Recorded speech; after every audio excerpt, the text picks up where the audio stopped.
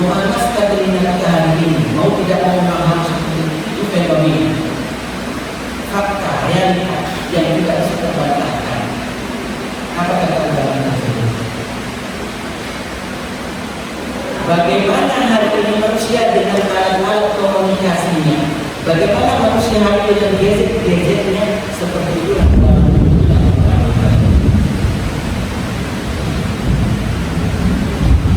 bagaimana manusia hari ini dengan gadgetnya, dengan HP-nya? Begitulah ulama-ulama itu yang Al-Quran. Tidak ada hal yang boleh Al-Quran. Sehingga Allah mengatakan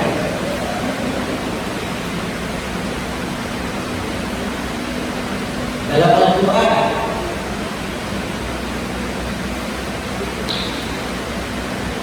walau kana ahlul qura amanu wattaqau la fatahna 'alaihim barakatin minas sama'i wal ardh walakin kadzabu fa akhadnahum bima kanu. Kalau seandainya penduduk mukmin bertakwa, beriman dan bertakwa, beriman dengan Al-Quranul Karim, bertakwa takut kepada Allah dengan ancaman yang disebutkan dalam Al-Quranul Karim. Apa yang terjadi kata Allah? La fatahna 'alaihim barakatin minas sama'i wal ardh. Niscaya Allah akan bukakan keberkahan dari langit dan bumi. Akan tetapi manusia, kata Allah, walakin kadzabu, akan mereka banyak mendustakan nikmat dari Allah tersebut. Maka kami cabut, kata Allah, kenikmatan tersebut yang baik. Dari segi bacaan sudah banyak tidak dibaca.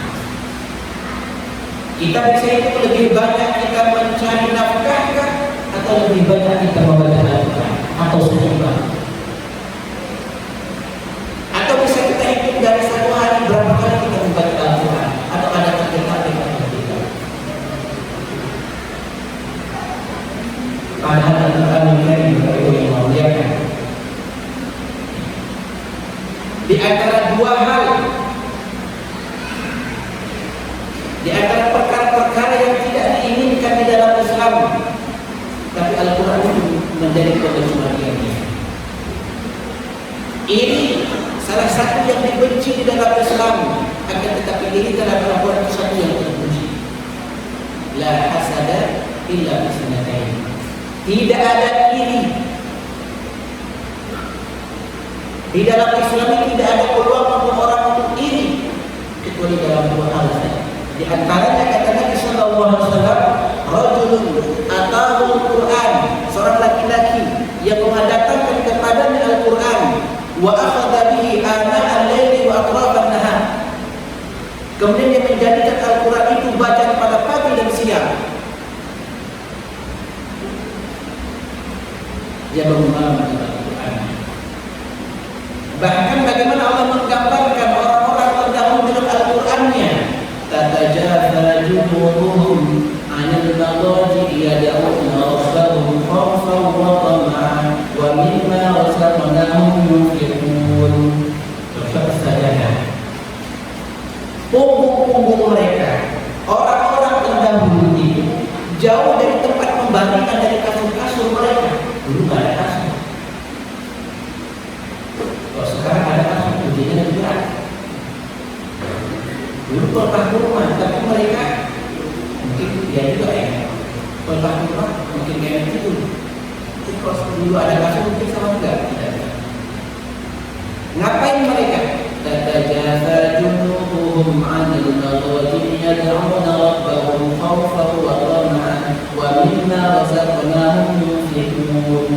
Punggung mereka jauh dari tempat pembaringan. Ngapain mereka? Yad'una rabbahum, mereka ternyata sholat berdoa kepada Allah, membawa Al-Quran mereka. Dan merasa takut jangan-jangan tidak diterima amalannya. Wallahumma, dan mereka sangat berambisi dengan Al-Qurannya, dengan sholatnya, dengan ibadahnya. Tidak cukup itu, wa mimma razaqnahum yunfiqun, bahkan mereka menginfakkan seluruh hartanya.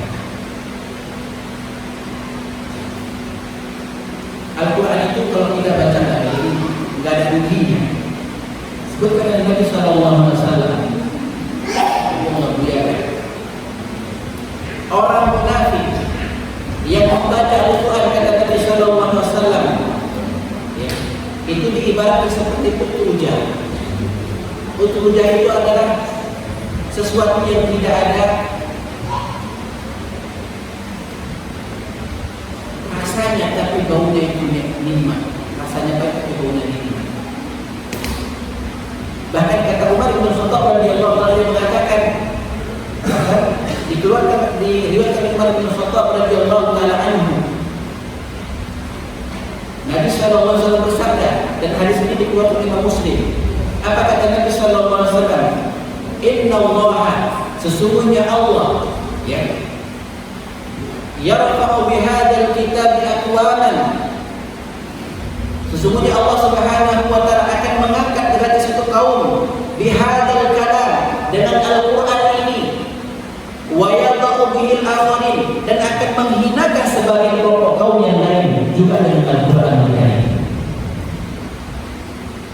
Tanpa kita sadari hari ini jamaah yang Allah muliakan, malasnya kita membaca Al-Quran, tidak maunya kita mentelaah Al-Quran, membaca Al-Quran. Jangan kita ingin membaca tafsirnya, mempelajarinya, membaca saja kita tidak mau. Ternyata tanpa kita sadari, kita telah menghinakan Al-Quran, kita telah mencampakkan Al-Quran.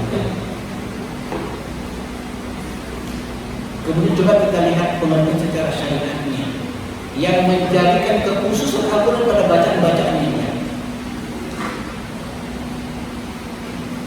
Secara istilahnya adalah kalamullah al-munazzalu ala nabiyyi Muhammadin.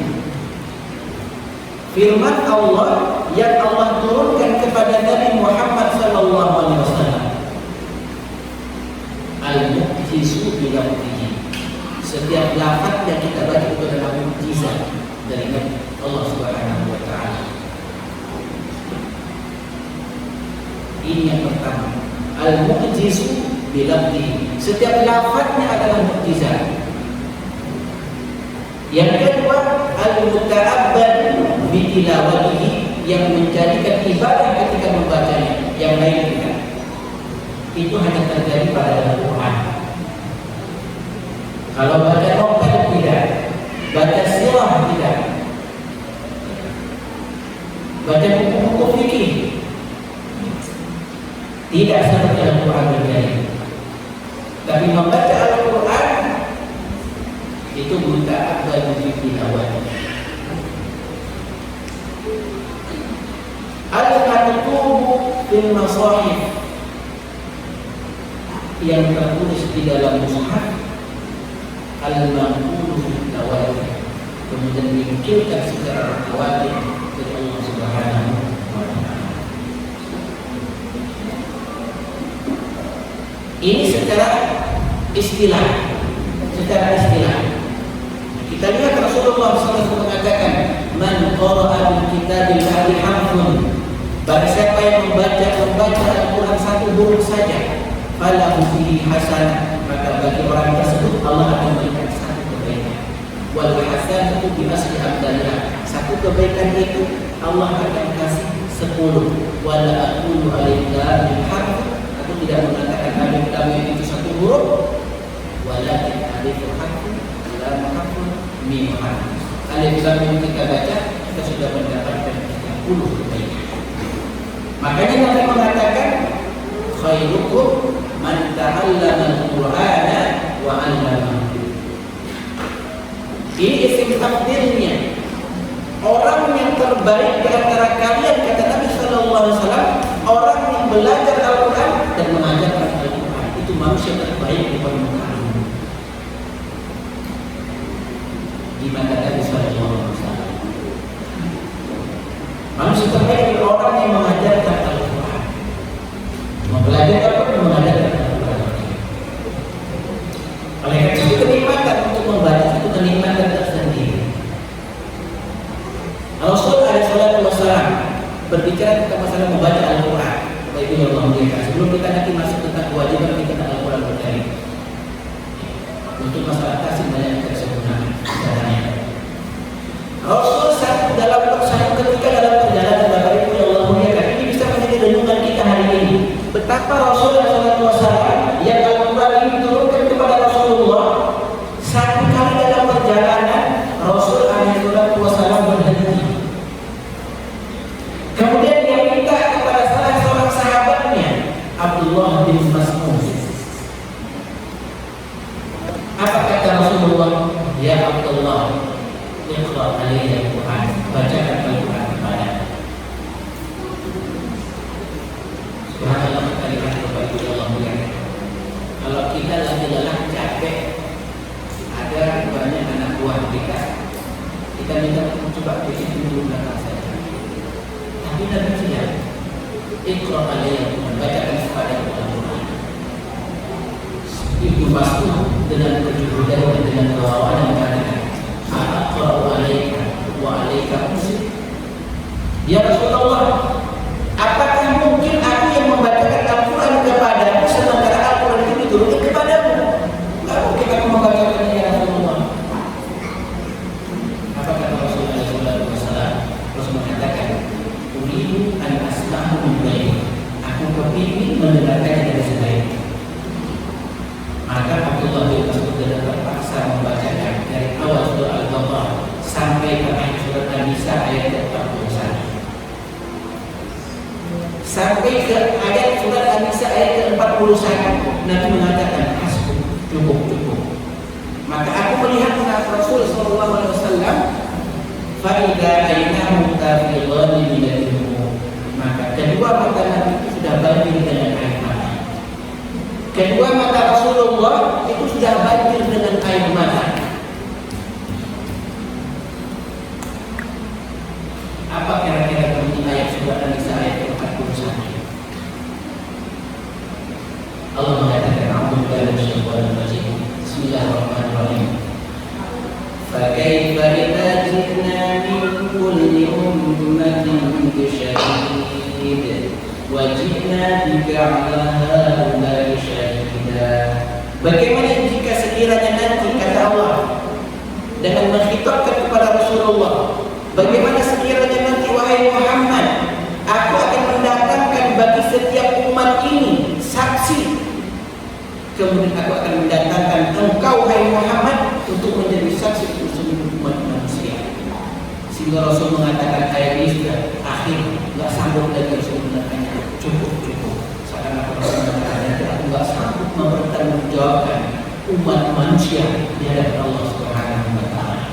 Seakan-akan begitu berat pelanggaran umat manusia, sehingga Rasulullah sanggup mempertanggungjawabkan seluruh umat manusia dari Allah Subhanahu wa Ta'ala. Makanya Bapak Ibu yang dibilang Allah Subhanahu wa Ta'ala, ini baru berbicara tentang masalah bagaimana interaksi kita dengan Al-Quran. Kemudian yang berikut di Bapak Ibu yang Allah muliakan, ma hiya ahamiyatul Quran fi hayatil muslim. Apa urgensi Al-Quran ini dalam kehidupan seorang muslim?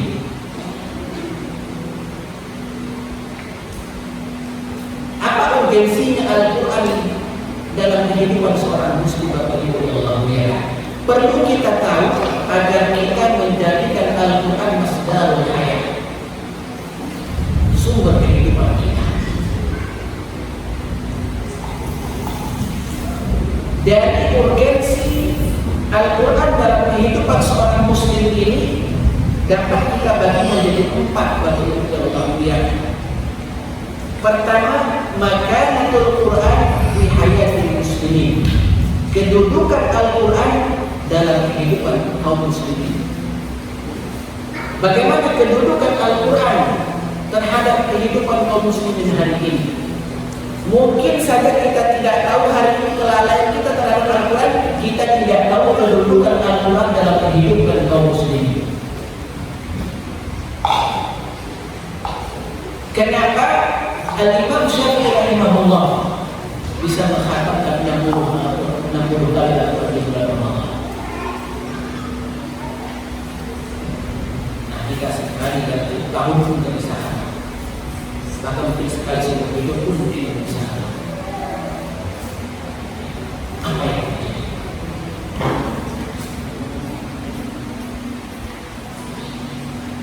Kita mesti ingat apa kata Fudail bin Iyad. demikian. Itu seorang ulama kemudian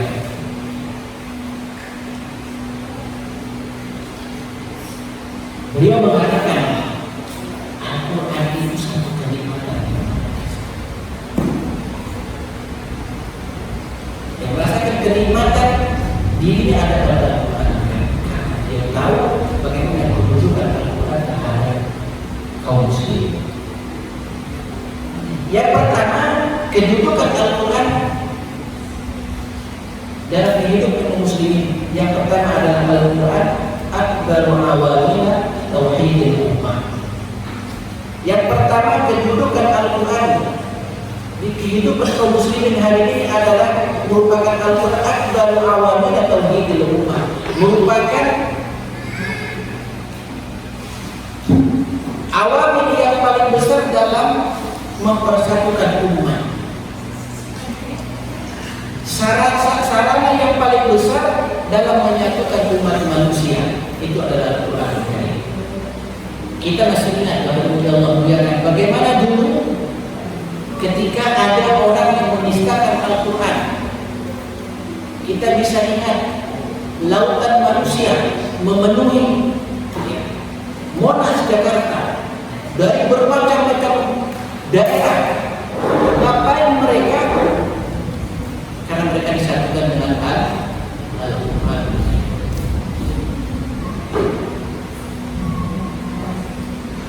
Sehingga Allah mengatakan dalam surah Al-Imran ayat 103, wa'tasimu bihablillahi jami'an wa la tafarraqu.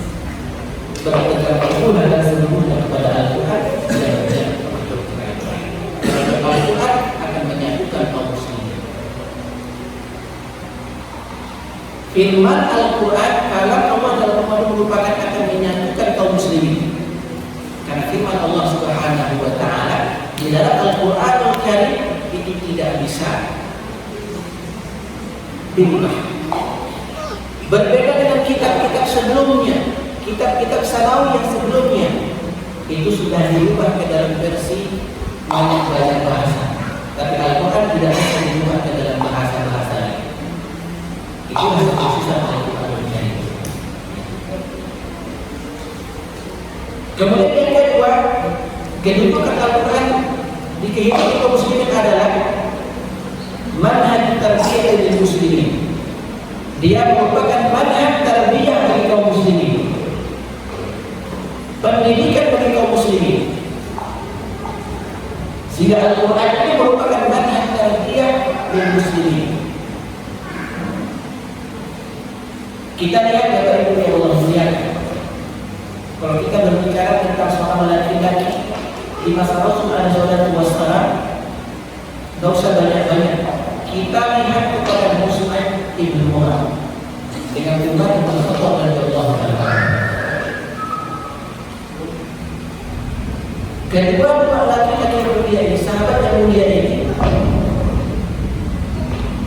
Allah memberikan hidayah, irsyad, taufiknya kepada Umar bin Khattab itu dikarenakan mendengarkan Al-Quran. Begitu juga Mus'ab bin Umair, seorang laki-laki yang menjadi buah bibir seluruh wanita di kota Madinah. Sehingga penyair mengatakan, menggambarkan Mus'ab bin Umair mengatakan,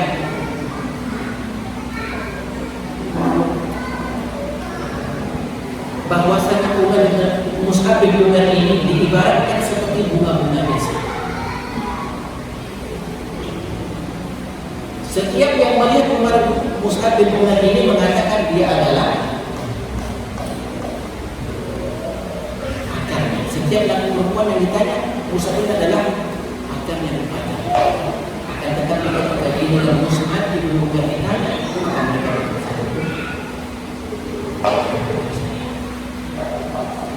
bagaimana Mus'ab bin Umair ini Allah muliakan mendapatkan hidayah Allah Subhanahu wa taala dikarenakan lakunya sesuatu.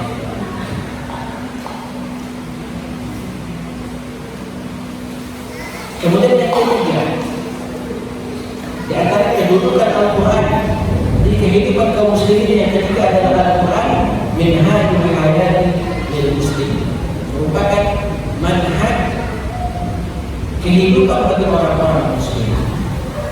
Dan ini terdapat dalam surat 16 ayat 89. Kaum muslimin Bapak Ibu yang dimuliakan Allah Subhanahu wa taala menjadikan Al-Qur'an menjadi seharusnya manhajul hayat. Manhajul hayat bagi seorang muslim adalah Al-Qur'anul Karim. Sehingga memang kalau kita tidak mengetahui kedudukan Al-Qur'an di kehidupan kaum muslimin, maka kemungkinan kita tidak bisa bernikmat-nikmat dengan Al-Qur'anul Karim. Belum lagi ketika kita ingin membaca Al-Quran, saya belum bisa membaca Al-Quran. Saya ingin belajar Al-Quran. Dengan alasan itu kita tidak membaca Al-Quran, maka tidak dikenal. Kita membaca Al-Quran dari apa yang Allah muliakan, sendat lisan kita atau terbata-bata lisan kita ketika membaca Al-Quran itu sudah mendapatkan pahala. Falahu ajrun, maka baginya pahala. Dengan kesusahannya, akan tetapi bagi orang yang bisa membaca Al-Quran dengan kefasihannya sesuai dengan makhraj hurufnya, maka kedudukannya kata Nabi sallallahu alaihi wasallam bersama Jibril alaihi salam. Maka mau tidak mau kita memang harus belajar Al-Quran, harus membaca Al-Quran, harus belajar Al-Quran. Nah, hari ini Bapak Ibu yang Allah muliakan, tidak ada lagi alasan buat kita hari ini yang tidak mau membaca Al-Quran. Tidak ada alasan untuk tidak membaca Al-Quran. Apalagi alasan kita hari ini untuk tidak membaca Al-Quran. Walaupun hanya mungkin satu hari kita targetkan satu lembar.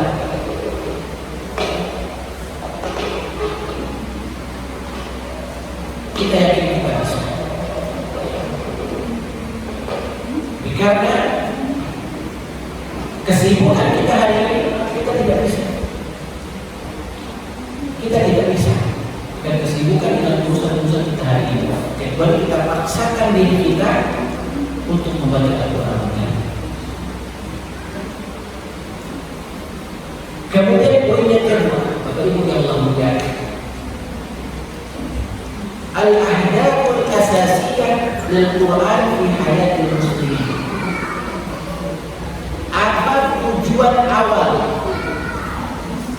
Tujuan awal Al-Quran dalam kehidupan kaum muslimin.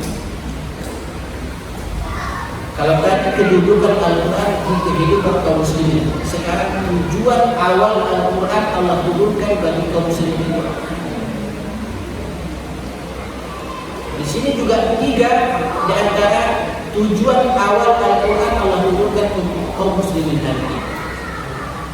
Yang pertama adalah al-hidayah ila Allah Subhanahu wa taala, yaitu memberikan hidayah, akan memberikan hidayah kepada Allah Subhanahu wa taala. Al-Qur'an yang kita baca akan menjadikan kita mendapatkan hidayah kepada Allah Subhanahu wa taala.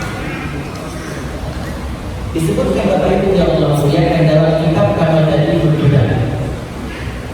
Seorang laki-laki menghadiahkan kaset kepada temannya yang ahli maksiat.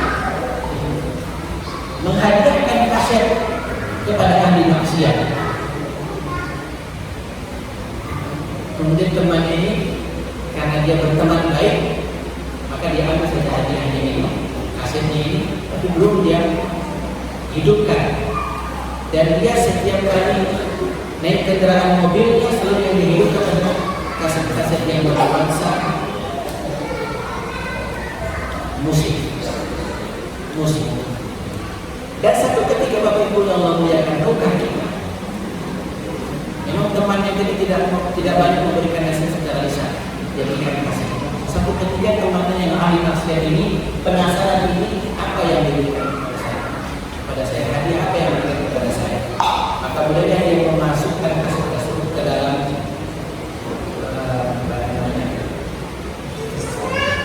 alat pemutarnya. Kalau sekarang mungkin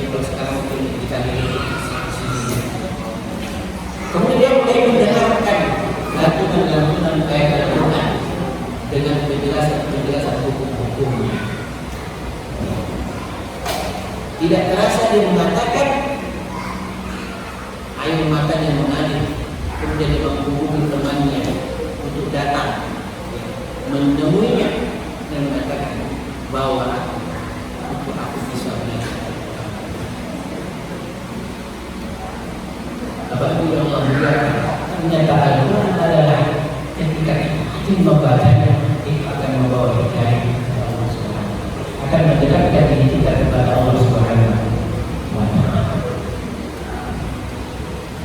Yang kedua, tujuan Al-Quran Allah turunkan untuk kaum muslimin adalah ijadul mujtama'il Qur'ani al-muta'awwil, akan menumbuhkan atau mewujudkan masyarakat Quran yang saling tolong menolong. Kita coba lihat dalam surah Al-Maidah ayat yang kedua, yang akhirnya mengatakan wa ta'awanu 'alal birri wat taqwa wa la ta'awanu 'alal ithmi wal 'udwan wattaqullaha innallaha syadidul 'iqab. Maka Al-Quran tujuannya adalah untuk menyatukan kaum muslimin, untuk menjadikan kaum muslimin masyarakat yang Qur'ani, yang dekat kepada Al-Quran yang saling tolong-menolong. Nah, ketika Al-Quran tidak menjadi bacaan kita, tidak kita pelajari, maka Al-Quran tidak akan menjadi masyarakat yang saling tolong-menolong. Kemudian yang ketiga, tahsinul ummah min a'daiha, akan membentengi umat manusia ini dari musuh-musuh. Al-Quran Allah turunkan kepada kaum muslimin agar membentengi umat manusia ini dari musuh-musuh Allah Subhanahu wa Ta'ala. Ini tujuan Al-Quran Allah turunkan kepada kaum muslimin agar membentengi umat manusia dari musuh-musuh. Maka yakinlah kita dipunya Allah muliakan. Bagaimana kalau kita lihat pasukan-pasukan perang yang dipimpin oleh Khalid bin Walid, yang mana mereka seakan-akan tidak tidur pada malam hari, selalu mereka sholat pada malam hari, membaca Al-Quran di siang hari dan malam hari, sehingga tidak ada peluang bagi musuh-musuhnya untuk mencederai mereka. Sehingga memang pasukan yang dipimpin oleh Khalid bin Walid tidak pernah terkalahkan. Sehingga ketika kepemimpinan Umar bin Khattab, Khalid bin Walid dari kepemimpinan yang digantikan dengan Abu Ubaidah bin Jarrah. Dikarenakan kuatnya interaksi mereka dalam Al-Quran. Karena kalau kita kepingin kuat, saling tolong menolong, maka dekatkan diri kita dengan Al-Quran, dekatkan masyarakat kita dengan Al-Quran, insya Allah kita akan menjadi satu masyarakat yang saling tolong menolong. Harap kita ada Al-Quran. Utsman bin Affan radhiyallahu anhu, sahabat yang terkenal dengan cinta Al-Quran, sahabat yang terkenal dengan cinta Al-Quran, termasuk dia adalah menantunya Rasulullah Sallallahu Alaihi Wasallam.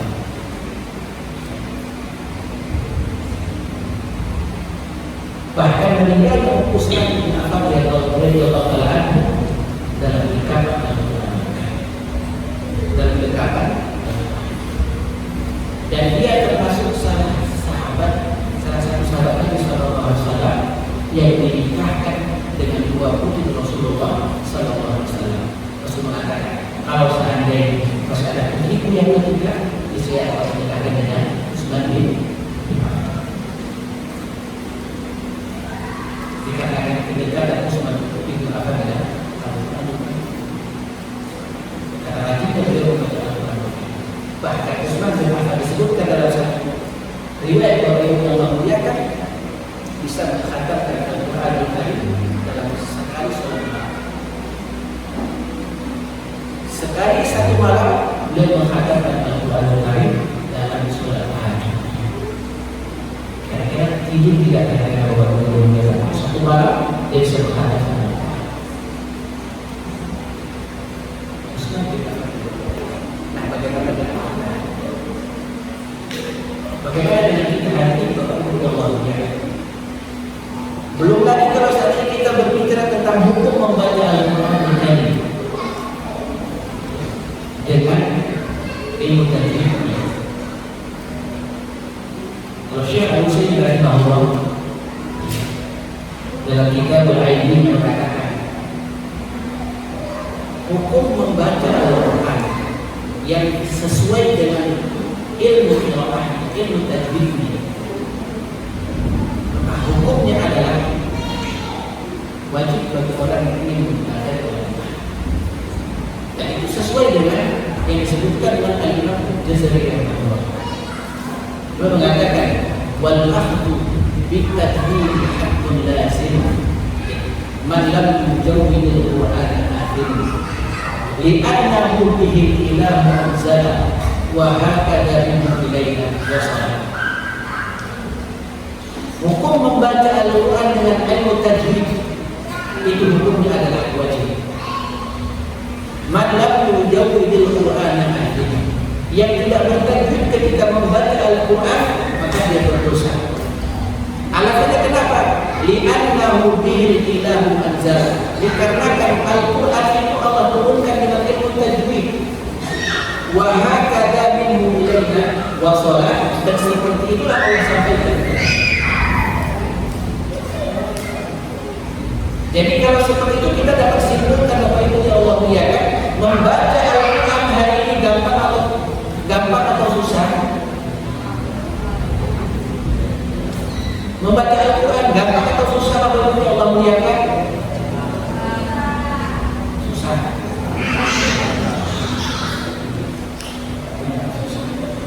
Kalau alat kampung dulu kita belajar, penting sudah tamat khatam kita iqra'na, naik Al-Quran, bawa kulit kuning sama air makan, itu sudah dari guru ngaji. Sudah jadi guru ngaji. Saya ketika dulu di kampung Bapak Ibu yang Allah muliakan sudah ikut MTQ. Jadi tingkat kabupaten. Itu seakan-akan saya memang bukan orang yang paling paten bacaan, yang paling bagus bacaan. Walaupun pada saat itu dapat 2 harapan saya, itu waktu saya kelas 6, itu urusan sekolah.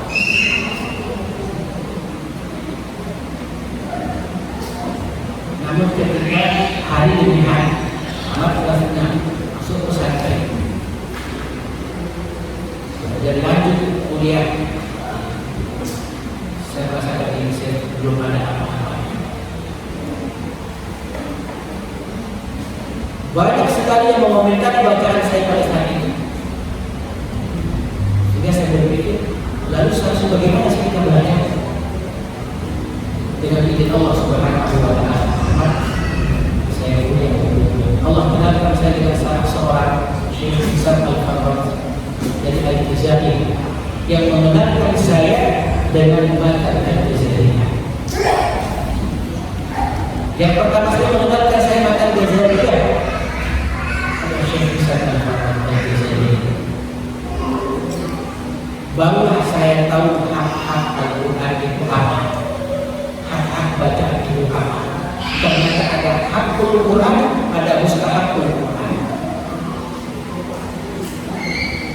Ternyata itulah sebabnya Imam Ibnu Jazari mengatakan hukum mempelajari ilmu tajwid dalam membaca Al-Quran hukumnya wajib.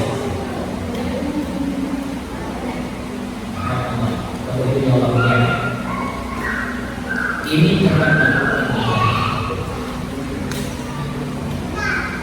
Bagaimana tebal tipisnya, buka dan tutupnya mulut kita, itu sangat mempengaruhi sebenarnya bacaan kita.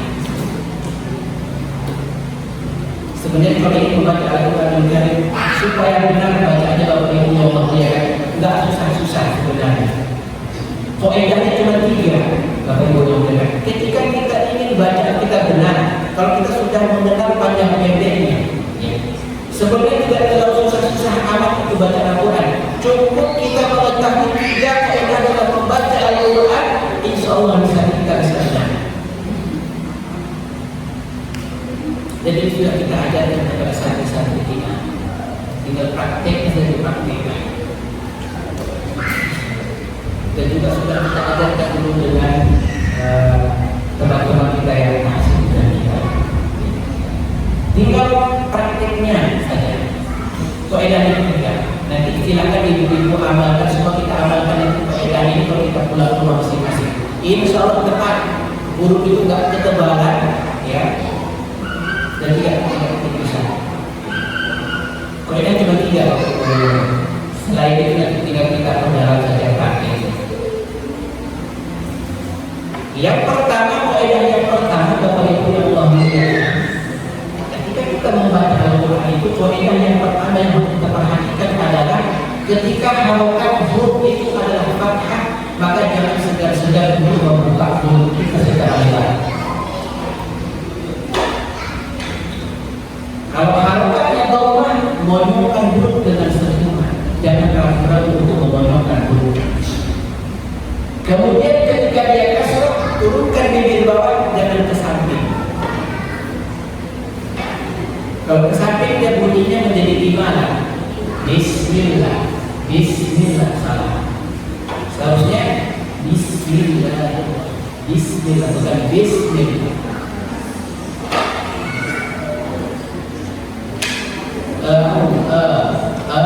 Kurang buka. Itu faedahnya. Kalau kita buka, makanya yang yang di kami ada di film dan PDF yang cuma saya nggak buat nama, nggak tahu apa nama itu. Ada membuat buku kecil kayak Riyadhatul Lisan, olahraga lisan, olahraga lisan. Itu cukup bagus kalau kita ingin memperbaiki bacaan. Intinya kalau ini bacaan itu baik, buruknya tidak faedah kita alami. Maka Bapak Ibu yang hendak Allah Subhanahu wa taala,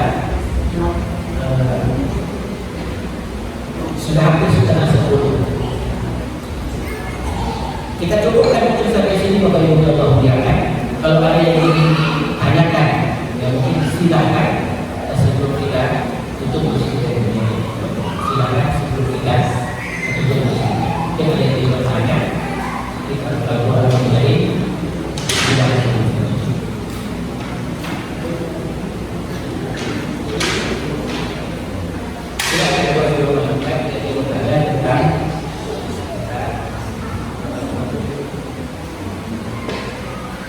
Kalau untuk hasilnya juga harus banyak.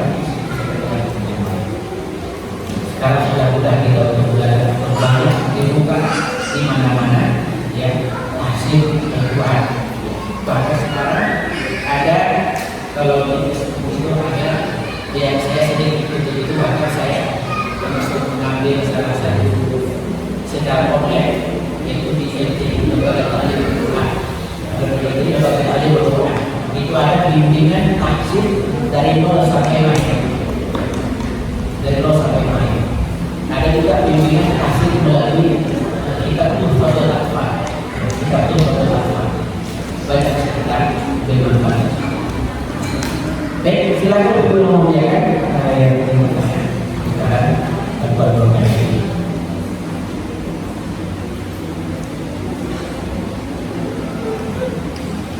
Yang satu, yang bapak-bapak juga boleh kalau ingin bertanya.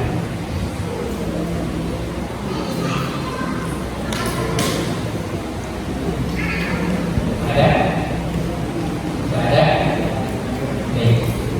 Jadi kalau tidak ada, Bapak Ibu yang dikenal Allah Subhanahu wa taala, kita bersyukur kepada Allah Subhanahu wa taala, dan mudah-mudahan dengan ini secara umum kita juga mengetahui bagaimana menjalankan Al-Quran dalam kehidupan kaum muslimin dan bagaimana tujuan Al-Quran dalam kehidupan kaum muslimin. Tinggal menguatkan bagaimana Al-Quran ini dapat mengislah urusan kaum muslimin. Itu yang ketiga. Yang keempat yang belum kita pengaruh Al-Quran dalam kehidupan umat manusia. Apa pengaruhnya Al-Quran kepada umat manusia ketika kita mempelajarinya, ketika kita membacanya, ketika kita berdoa? Apa yang terjadi? Kan? Soalnya kita kesempatan kita bicara. Sebagai penutup, ibu yang memuliakan, Al-Quran ini satu yang dikhawatirkan oleh musuh-musuh Islam. Makanya seorang pemimpin dari Panglima Belanda sebelumnya mengatakan, selama umat Islam ini masih rajin dengan bacaan Al-Quran, masih rajin dengan Al-Qurannya, masih banyak membaca Al-Quran, baru membaca saja, baru tidak membaca saja, maka jangan pernah berharap untuk bisa dikalahkan. Namun ketika bacaan-bacaan mereka bukan lagi Al-Quran, pendengaran mereka bukan lagi Al-Quran, maka pada saat itu peluang besar kita untuk menghancurkan. Ketika mereka masih dekat dengan Al-Quran, masih mau saja membaca Al-Quran, jangan coba-coba, karena ini ruh bagi umat Islam. Ruh bagi umat